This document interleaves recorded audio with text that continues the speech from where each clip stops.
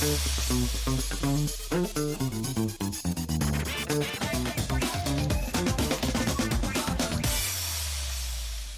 there, welcome to Mo's Buffalo. I'm Lauren Hall. Thanks for being with us. It is feeling very wintry out there, but it is still the perfect time to get out and explore and make the most of all these winter activities that you can enjoy across Western New York. Here to tell us what's coming up this week is our friend and president and CEO of Visit Buffalo, Patrick Kaler. And Patrick, we are starting out with something really cool: indoor ice skating. Exactly. Really like a once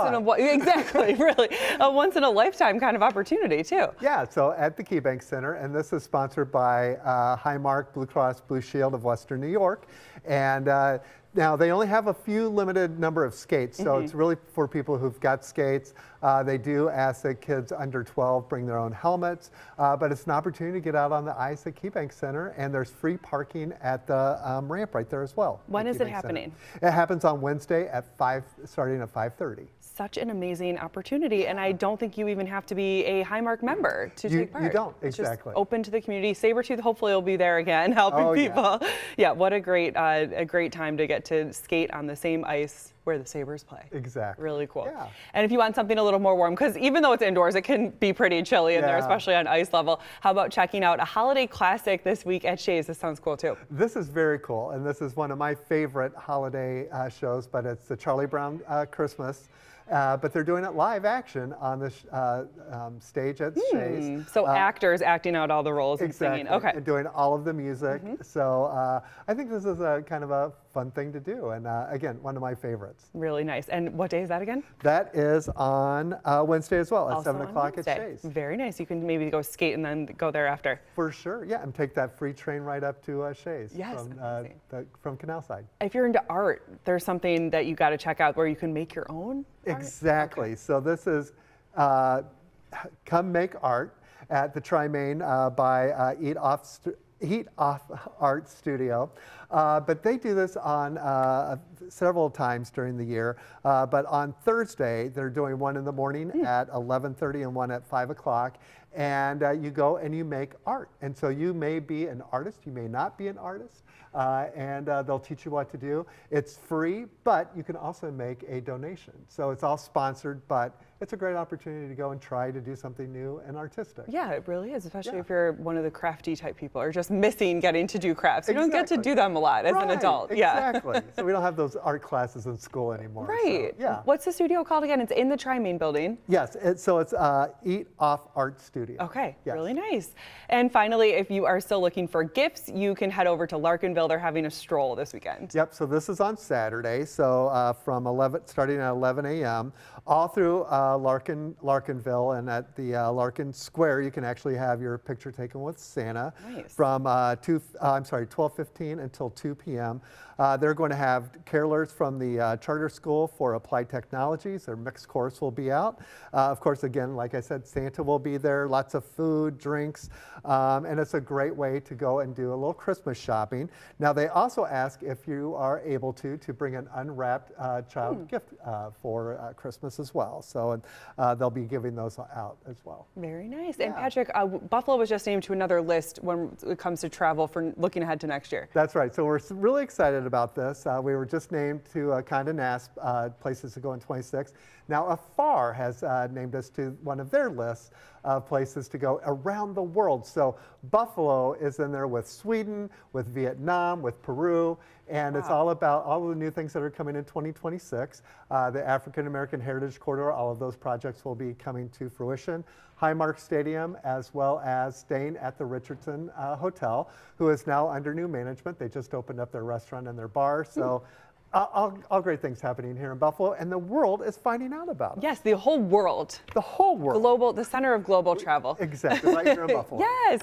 Patrick, where can people read and find out more about that and other happenings around town? Yep, so you go to visitbuffalo.com and follow us on all of our social media platforms, Visit Buffalo. Patrick Kaler is the president and CEO of Visit Buffalo. Thanks for being here, Patrick. We appreciate it. And now the band is getting back together. We're talking about the Boulevard Mall Bear Band.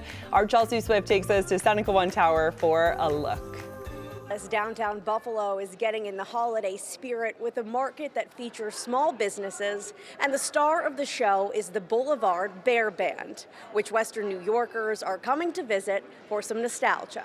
The animatronic bears are back at Seneca 1. But this year, they're operational. Engineers spent the last 2 years refurbishing these bears, bringing them back to their original glory. It's been a 2-year challenge. So I remember we brought them up the escalators a couple years ago, but they've been cleaned up. They're now working and moving. The display company was a big help in getting those together. And now everyone's been coming down to the lobby and checking them out. We've had people from Tonawanda, Niagara Falls just driving to see them.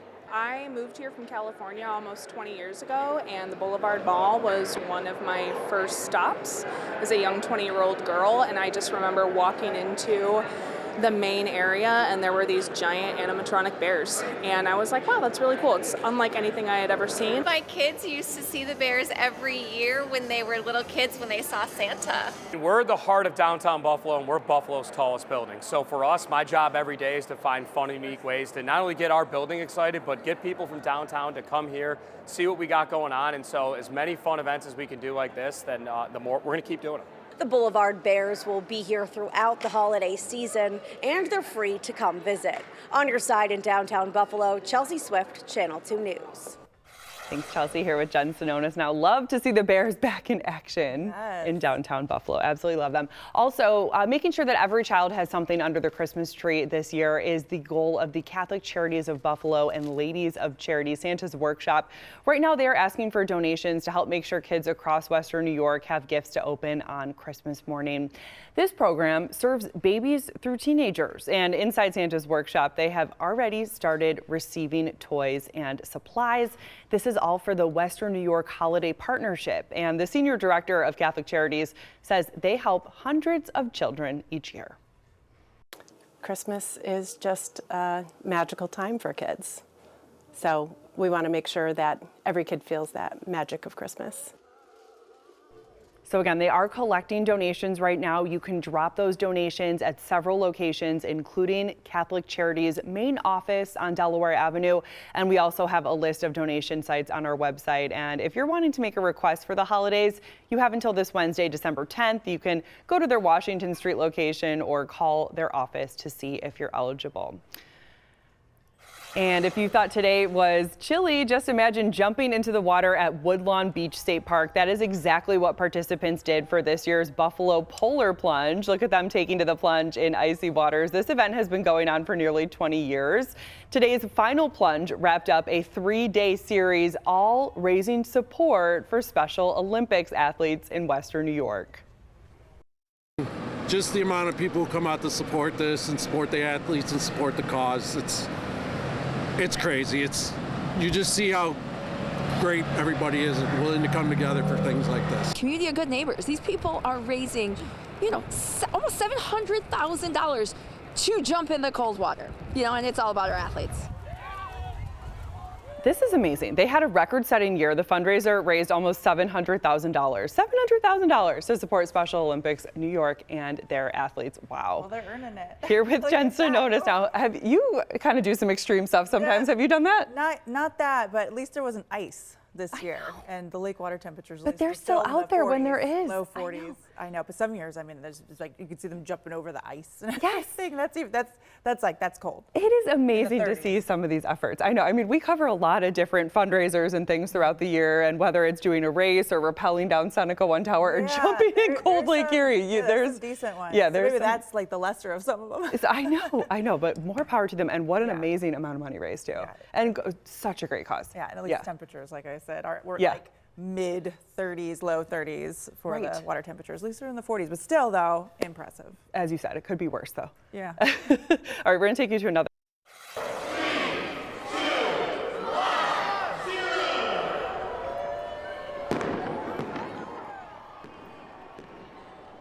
That was downtown Buffalo this weekend, lighting up big for the holidays. This was the annual downtown Christmas tree lighting. This is at Rotary Reek and Fountain Plaza. It happened over the weekend. They had free ice skating, visits with Santa, fireworks, and a lot more. That is one of my favorite trees in Buffalo. Right on Main Street at Fountain Plaza. If you, I remember one of the COVID years when downtown was feeling very, very quiet, and taking a evening walk down Main Street in Buffalo and seeing that tree, and it just kind of made my whole day because they do such a beautiful job with it. And much more active now. And much more ice active rink, now. The weather is supporting that. I mean, the cold air, we're going to just keep kind of, even though we'll get little brief waves of milder air, it's just going to keep getting colder at times as well. Plenty of that. Yes, I don't think they're fully open. That was kind of a soft opening over the weekend at Rotary Rink, but once they are fully open, they do have free ice skating all throughout the winter, which is a great opportunity. They charge like $2 or $3 to rent skates, but free skating if you bring your own throughout the winter. And there'll be plenty of cold weather this month of December. Okay. There you go. Good for the ice. As if we haven't had enough already. Yeah, Waking up in the single digits, I know. We'll be back with more Most Buffalo when we return. After this, we're going to hear about a special food drive at the NFTA. Back now on Most Buffalo, and the NFTA is once again teaming up with Feed More Western New York for its annual holiday food drive. This campaign runs now through December 22nd, and it aims to collect donations while raising awareness about food insecurity across our area. Joining us in studio now are Kelly Khatib from the NFTA and Kat Schick from Feed More Western New York. Kelly and Kat, thank you both so much for being here. Thank you. Kelly, can you explain a little bit about the background of this food drive and why the NFTA does it every year and what you're looking to do? Absolutely. So we've been partnering with Feed More for years, and it's very important. You know, we have a lot of stuff going on at the NFTA, but we always try to make time for this because we want people to remember that, you know, this is a need that is going to your neighbors, right? We are the city of good neighbors, and we want to make sure that we are helping that and that, you know, we can continue to partner with them. So where can people drop off the food? So we've switched it up a little bit this year. We normally have people drop it off at MTC, but you can actually drop it off at our airport fire department at 120 Amherst Village Drive, as well as the Niagara Falls Airport. And the third location that we have this year is our police station, 1404 Main Street. Yeah, and of course we know the NFTA is here to serve the community, and this is just another way that you can do that this time of year, right? If you're going to be jumping on a train or on a bus anyway. Absolutely. And also, if you drop off any food at the fire station, sometimes they let you come in there and kind of check out all the fire engines. So that is always a big draw to people to come over there. And Kat, what should people bring? What are you looking for? Well, we're always looking for items that are, you know, shelf-stable proteins. So tuna fish, peanut butter, other alternative nut butters are always great things to donate. We've just been talking about how cold it is. So hearty soups and stews, especially those with the pop tops, so you don't even need a can opener, are always great items to donate. Whole grain items, cereals, breakfast bars, shelf-stable, fruit and vegetables, always great items to donate as well. And we know there are a lot of food drives going on right now. It is the season of giving, but we know that the need is higher as well. I mean, we heard about it a lot as we were discussing food to families last week, but can you just remind people of the need this time of year and this year? So, you know, we know that we serve nearly 166,000 individuals through Feed More Western New York, and the holiday season, as you were mentioning, is definitely an increased demand for our services. So that's why we're so grateful for events like this current partnership we have going with the NFTA Holiday Food Drive. It's a really great way for people to get involved. I can attest, as Kelly said, if you drop it off at the airport firehouse, really awesome to have your little ones come out and see all the big engines and equipment. That's really, really cool to do. And it's just all about exactly helping your neighbors, because we know that a lot of people are struggling right now and will be struggling into the new year. So that's why these types of drives are so critical to help feed Western New York. And especially at the places where you're going anyway, right? And to have those bins be visible and to be able to just drop something on your way out the door, really, right? Absolutely. I mean, how important is that? Absolutely. And every, you know, donation really does add up to make a really big difference in fighting food insecurity. Yes, and we did just wrap up. This is video, I believe, from our Food to Families drive, which took place last Saturday and over the weekend. And I know you're kind of still coming up with final numbers, Kat, but we're celebrating everything we were able to raise, right? We are celebrating. We were actually able to raise preliminary numbers over $126,000, and we are still bringing in all of those food donations. We collected over 11,000 pounds, which with more to come, actually, as more continues to come in and more trucks continue to come back. So it's really tremendous, and that's why these events are so important. Food to Families, the NFTA drive, if you couldn't make it out to Food to Families, the need is tremendous, especially after the recent disruption to SNAP benefits. It showed just how fragile our food system is and how many people are truly in need of help. So anything that people are able to give really helps support children, families, older adults, veterans, people with disabilities in our community who are in need of nutritional support. Yes, and Kelly, one more time, where can people drop off the food for the NFTA food drive? Yes, you can drop it off at 1404 Main Street, 120 Amherst Villa Drive, and also you can drop it off at the Niagara Falls Airport. If you're going out and you're taking a trip, make sure that you drop off a little donation before you hit the skies. And that goes through December 22nd. Yep. Amazing. Thank you so much, Kelly and Catherine Chick here from the NFTA and Feed More Western New York. We appreciate it. And if you are still looking for another way to donate food, you can also help support our neighbors through the Little Brown Bags of Hope campaign at Tops. By donating just $5, $10, or $20 at the register, you can provide nutritious, non-perishable food to local families. Each bag is distributed to hunger relief organizations across Western New York, and the Little Brown Bags of Hope are on sale now through Christmas Eve. And new on Most Buffalo, we are celebrating a Niagara Falls man who just turned 100 over the weekend. He reached that milestone exactly 84 years after the U.S. entered World War II. Our Pete Gallivan shares his story. December 7th, 1941, a day that will live in infamy, which also happened to be George Moriel's 16th birthday. I came home from the movies that day, and my mother said the Japanese bombed Pearl Harbor. She said, but you're all right, you're only 16. But 2 years later, it was a very different story. And then when I was 18, I received a draft card, and they wouldn't let me finish high school. I had 2 more months to go. And away he went, ultimately being sent to Glasgow, Scotland, en route to Bastogne and the Battle of the Bulge. They told me, you had to do this, you got to do that. Didn't give too much time to concentrate to realize what I was getting into. And on his 19th birthday, George and his 83rd Infantry Unit of the 3rd Army were committed to battle.